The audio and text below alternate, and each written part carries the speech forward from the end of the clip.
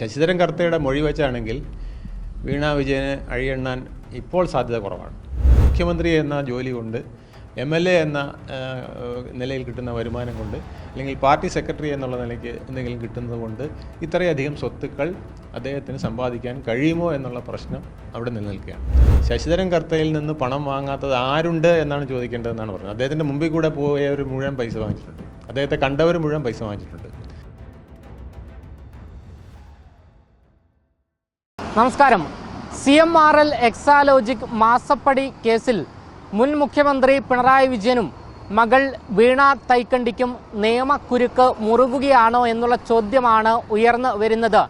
മകളുടെ കമ്പനിക്ക് ശശിധരൻ കർത്ത ഉൾപ്പെടെയുള്ള കമ്പനി കരാർ നൽകിയതും മാസപ്പടി നൽകിയിരിക്കുന്നതും മുൻ മുഖ്യമന്ത്രിയുമായുള്ള അടുപ്പമാണ് എന്നുള്ള മൊഴി ശശിധരൻ കർത്ത നിലവിലിപ്പോൾ EDക്ക് നൽകിയതായുള്ള റിപ്പോർട്ടാണ് പുറത്ത് വന്നുകൊണ്ടിരിക്കുന്നത്.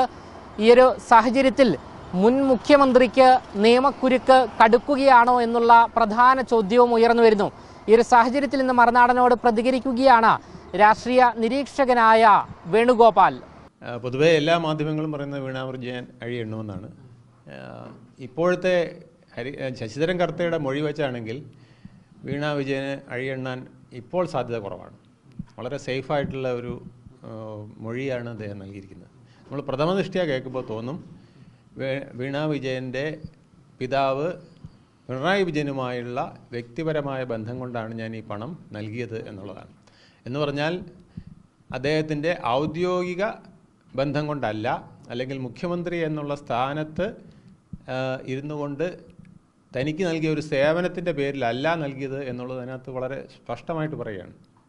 എന്തായാലും ശശിധരൻ കർത്ത മൊഴി നൽകിയിരിക്കുന്നത് സാർ പറഞ്ഞതുപോലെ, അതായത് അന്നത്തെ മുഖ്യമന്ത്രിയായ പിണറായി വിജയനുമായുള്ള വ്യക്തിപരമായ ബന്ധത്തിൻ്റെ അടിസ്ഥാനത്തിലാണ് ഇത്തരത്തിൽ കോടിക്കണക്കിന് രൂപയും എല്ലാം തന്നെ കമ്പനിയുമായി കരാറിൽ ഏർപ്പെട്ടിരിക്കുന്നത്. അന്ന് അതുകൊണ്ട് തന്നെ ED അന്നത്തെ മുഖ്യമന്ത്രിയെ ചോദ്യം ചെയ്തില്ല. ഇന്ന് പ്രതിപക്ഷ നേതാവാണ്. അതുകൊണ്ട് പിണറായി വിജയനിലേക്ക് അന്വേഷണം നീങ്ങുമോ? പിണറായി വിജയനിലേക്ക് അന്വേഷണം നീങ്ങണമെന്നാണ് അദ്ദേഹം ആഗ്രഹിക്കുന്നത്. കാരണം മകളെ സേഫാക്കുക എന്നുള്ളത് അദ്ദേഹത്തിൻ്റെ ഒരു വലിയ പർപ്പസാണ്. മകളെ ഇതിൽ നിന്നും പൂർണ്ണമായും മുക്തമാക്കുക. അപ്പോൾ അതിന് തന്നിലേക്ക് അന്വേഷണം വന്നാലും കുഴപ്പമില്ല എന്നുള്ളതാണ്. എൻ്റെ ഒരു സുഹൃത്ത് ഒരു കമ്പനി നടത്തുന്നുണ്ട്.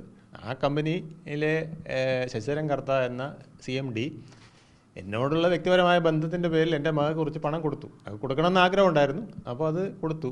അതിന് ഒരു കമ്പനി ഉണ്ടാക്കി ഒരു പേപ്പർ എനിക്ക് തരുമെന്ന് പറഞ്ഞു. അവൾ അങ്ങനെ ഒരു കമ്പനി ഉണ്ടാക്കി പേപ്പർ അവർക്ക് കൊടുത്തു. അതുപ്രകാരം ഞങ്ങൾ തമ്മിൽ ഇങ്ങനെ ഒരു ഡീൽ നടത്തി. ഈ ഡീൽ നടത്തിയത് ഞങ്ങൾ അണ്ടർഗ്രൗണ്ടിൽ കൂടെ അല്ല, ഞങ്ങൾ പൂർണ്ണമായിട്ടും ഇത് നമ്മുടെ ഇൻകം ടാക്സിനെ അറിയിച്ചുകൊണ്ടും എല്ലാമാണ് ചെയ്തിരിക്കുന്നത്. ഞങ്ങൾ ടാക്സ് അടച്ച് GST അടച്ച് ഒക്കെയാണ് ഇത് ചെയ്തിരിക്കുന്നത്. യാതൊരുവിധ അണ്ടർഗ്രൗണ്ട് ഡീലിങ്സും ഇല്ല എന്ന് പറയാൻ പറ്റുന്ന വിധത്തിൽ വിദഗ്ധമായ ഒരു ഒരു മിടുക്കൻ അഡ്വക്കേറ്റിൻ്റെ നിയമോപദേശത്തിൻ്റെ പുറത്താണ് ശശിധരൻ കർത്ത ഈ മൊഴി നൽകിയിട്ടുള്ളത്. ഇതിൽ പെട്ടെന്ന് പിണറായി വിജയൻ കുരുങ്ങാതിരിക്കാനും വീണ വിജയന് ഊരിക്കൊണ്ടു പോകാനും കഴിയുന്ന ഒരു മൊഴിയാണ് നൽകിയിരിക്കുന്നത് എന്നുള്ളതാണ് സത്യം. ED അപ്പോൾ പിണറായി വിജയനിലേക്ക് ഇനി നീങ്ങുമോ? ചോദ്യം ചെയ്യലിലേക്ക് കടക്കുമോ? ED തീർച്ചയായിട്ടും ഇത് വിടാൻ ഉദ്ദേശിക്കില്ല. കാരണം അനധികൃതമായി സ്വത്തുണ്ടാക്കി എന്നുള്ളത് അവിടെ കിടക്കുകയാണ്. അപ്പോൾ ഈ പ്രശ്നത്തിൽ നിന്ന് ഊരിയാലും ഒരു മുഖ്യമന്ത്രി എന്നുള്ള നിലയ്ക്ക്, MLA എന്നുള്ള നിലയ്ക്ക് അദ്ദേഹത്തിൻ്റെ ഭാര്യ ഒരു ടീച്ചറായിരുന്നു. അപ്പോൾ വീണ വിജയന് വേറെ തൊഴിലൊന്നും ഇല്ലായിരുന്നു എന്നുള്ളത് വീണ തന്നെ പറയുന്നുണ്ട്. ഇങ്ങനൊരു കമ്പനി ഉണ്ടാക്കി അതൊരു കറ കമ്പനി ആയിരുന്നു എന്നുള്ളത് വീണ തന്നെ സമ്മതിച്ചിട്ടുണ്ട്. അപ്പോൾ എനിക്ക് സേവനം ചെയ്യാതാണ് പൈസ കിട്ടിയതെന്നും വീണ ഏതാണ്ട് പറഞ്ഞു എന്നാണ് നമ്മളിപ്പോൾ അറിയുന്നത്. അപ്പോൾ തീർച്ചയായിട്ടും ഈ പണം, പിന്നെ ഈ സ്വത്തുക്കൾ മുഴുവൻ എങ്ങനെ വന്നു? മുഖ്യമന്ത്രി എന്ന ജോലി കൊണ്ട്, MLA എന്ന നിലയിൽ കിട്ടുന്ന വരുമാനം കൊണ്ട്, അല്ലെങ്കിൽ പാർട്ടി സെക്രട്ടറി എന്നുള്ള നിലയ്ക്ക് എന്തെങ്കിലും കിട്ടുന്നത് കൊണ്ട് ഇത്രയധികം സ്വത്തുക്കൾ അദ്ദേഹത്തിന് സമ്പാദിക്കാൻ കഴിയുമോ എന്നുള്ള പ്രശ്നം അവിടെ നിലനിൽക്കുകയാണ്.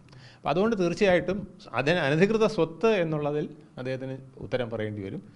അത് അനധികൃത സ്വത്ത് എത്രയോ പേരിങ്ങനെ സമ്പാദിച്ചിട്ടുണ്ട്. അതൊക്കെ ഹൈക്കോടതി, സുപ്രീം കോടതിയിൽ നിന്ന് ഇങ്ങനെ നീണ്ടുപോകും. പിണറായി വിജയൻ ജീവിച്ചിരിക്കുന്നിടത്തോളം കാലം ഈ കേസ് ഇങ്ങനെ നീണ്ടുപോകും. അത് കഴിയുമ്പം ഈ കേസും മരിക്കും. നിലവിൽ മന്ത്രിസഭയിലുള്ള പല മന്ത്രിമാരുടെയും ഷോർട്ട് ഫോമുകളായി ഈ ഒരു ഡയറിയിൽ ഉണ്ടായിരുന്നു. അപ്പോൾ അവരിലേക്കൊന്നും തന്നെ അന്വേഷണം നീങ്ങുന്നില്ല. അതിനെ എങ്ങനെയാണ് വിലയിരുത്തുന്നത്? അല്ല, അത് ഒരു ഡയറിയിൽ പേര് വരുന്നതുകൊണ്ട് ഇപ്പം ഞാൻ ഇലക്ഷൻ നിന്നപ്പോൾ എനിക്ക് കുറച്ച് പണം കിട്ടി എന്ന് പറഞ്ഞാൽ അത് കുറ്റകരമായ കാര്യമല്ല. നമ്മുടെ മാധ്യമങ്ങൾക്കത് കുറ്റകരമായിട്ട് തോന്നും, പൊതുജനങ്ങൾക്ക് കുറ്റകരമായിട്ട് തോന്നുന്നെങ്കിലും നിയമത്തിൻ്റെ കാര്യമാണ് ഞാൻ പറഞ്ഞത്. ഇതിലൊക്കെ തെറ്റുകൾ ഒരുപാട് നടന്നിട്ടുണ്ട്, ഇല്ല എന്നല്ല ഞാൻ പറഞ്ഞത്. തെറ്റുകളെ ശരിയാക്കുന്ന രീതിയിൽ കൊണ്ടുപോകാൻ പിണറായി വിജയനും അല്ലെങ്കിൽ പിണറായി വിജയൻ്റെ നിയമോപദേശം നൽകുന്നവർക്കും കഴിഞ്ഞിട്ടുണ്ട് എന്നുള്ളതാണ് ഇതിനകത്തെ അണ്ടർലൈൻ ചെയ്ത് പറയേണ്ട ഒരു കാര്യം. എന്തായാലും ഈ പിണറായി വിജയൻ ഈ ചോദ്യം ചെയ്യലിലൂടെ കുറ്റം മുഴുവൻ ഏറ്റുപറയുമെന്നാണോ താങ്കൾ പറഞ്ഞു വയ്ക്കുന്നത്? കുറ്റം ഏറ്റുപറയില്ല, പക്ഷേ ഇത് മകൾ നിരപരാധിയാണ്, ആൾക്കൊന്നും അറിയില്ല എന്ന രീതിയിലേക്ക് വന്നാൽ തീർച്ചയായിട്ടും അത് മാറിപ്പോകാനാണ് സാധ്യത. ഞാനൊരു ഉദാഹരണം പറയാം. മണിച്ചൻ കേസ് അറിയാമല്ലോ. മണിച്ചൻ മദ്യദുരന്ത കേസിൽ പ്രതിയായി ക്രിമിനൽ കുറ്റം വരെ വന്നിട്ട് പോലും അദ്ദേഹത്തിൻ്റെ ഭാര്യയ്ക്ക് അവരുടെ പേരിലായിരുന്നു ഈ സ്ഥാപനവും എല്ലാം, സ്വത്തുക്കൾ സ്ഥാപനം എല്ലാം അവരുടെ പേരിലായിരുന്നു. പക്ഷേ അതിൽ മണിച്ചൻ്റെ ഭാര്യയ്ക്ക് കോടതി കയറേണ്ടി വന്നില്ല. അതിൽ കുറ്റക്കാരനായത് മണിച്ചനാണ്, ഭാര്യ അല്ല എന്നുള്ളത് കോടതിയിൽ പ്രൂവ് ചെയ്യാൻ സാധിച്ചു. അതൊരു ബിനാമി പേര് പോലെ വെച്ചിരുന്നതേ ഉള്ളൂ എന്നുള്ളത് അവിടെ വന്നു. എങ്കിലും അവർക്ക് ഉത്തരവാദിത്വമുണ്ട്, പക്ഷേ ആ ഉത്തരവാദിത്വം ഈ മദ്യ ദുരന്തവുമായി ബന്ധപ്പെടുത്തി വരാനില്ല എന്നുള്ള രീതിയിൽ വന്നു. അതുപോലെ മകൾക്ക് നേരിട്ട് ഇതിനകത്ത് ബന്ധമൊന്നും ഇല്ല എന്ന് സ്ഥാപിക്കാൻ കൂടി ഒരു അവസരം ലഭിക്കുകയാണ്. പിണറായി വിജയൻ നിരവധി കേസുകൾ അദ്ദേഹത്തിനെതിരെ ഉണ്ടായിട്ടുണ്ട്. അതിലൊരു കേസ് കൂടെ ഇരിക്കട്ടെ, എൻ്റെ ജീവിതകാലം മുഴുവൻ അങ്ങനെ അതുകൊണ്ട് പോകാം എന്ന് അദ്ദേഹം വിചാരിക്കുന്നുണ്ടാവാം. അങ്ങനെ വിചാരിക്കുന്നുണ്ടെങ്കിൽ മകൾ രക്ഷപ്പെടും. ഈ മകൾ തെറ്റുകാരിയല്ല എന്ന് പറഞ്ഞു കഴിഞ്ഞാൽ അതായത് താങ്കൾ അല്ലെങ്കിൽ താൻ തെറ്റുകാരനാണ് എന്നാണല്ലോ. അതേസമയം തന്നെയാണ് മറുവശത്ത് പറഞ്ഞു വയ്ക്കുന്നത്, പാർട്ടിക്കാർ പറഞ്ഞു വയ്ക്കുന്നത് രാഷ്ട്രീയ വേട്ടയാടലാണ് എന്ന്. അത് കേരളത്തിലെ ഇന്ത്യയിലെ രാഷ്ട്രീയം പൊതുവേ പണത്തിൻ്റെ പുറത്താണ് നിൽക്കുന്നത്.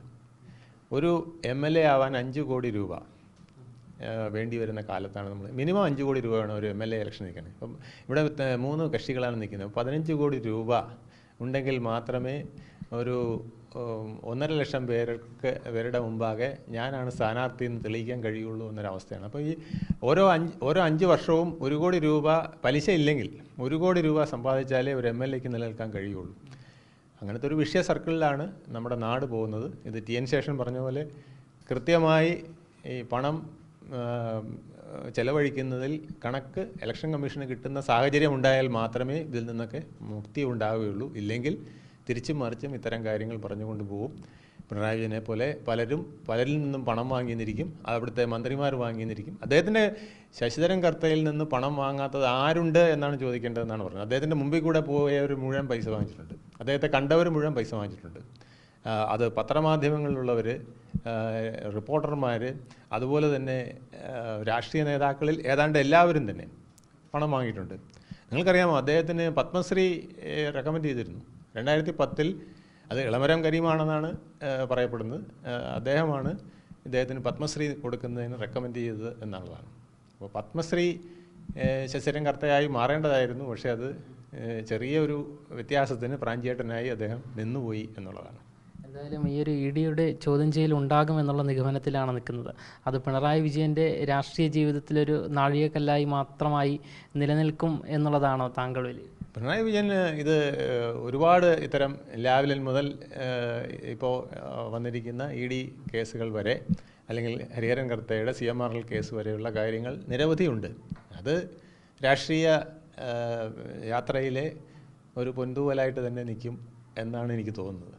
എന്തായാലും മുൻ മുഖ്യമന്ത്രി പിണറായി വിജയന് ഈ ഒരു കേസ് അന്വേഷണം കൂടുതൽ കുരുക്കായിക്കൊണ്ടിരിക്കുകയാണ്. മകളെ രക്ഷിക്കാനുള്ള നടപടികളാണ് പിണറായി വിജയൻ ഇപ്പോൾ സ്വീകരിച്ചു കൊണ്ടിരിക്കുന്നത് എന്നാണ് രാഷ്ട്രീയ നിരീക്ഷകർ വ്യക്തമാക്കുന്നത്. ക്യാമറമാൻ ആഷിക്കിനൊപ്പം അമൽ രുദ്ര, മറുനാടൻ മലയാളി, തിരുവനന്തപുരം.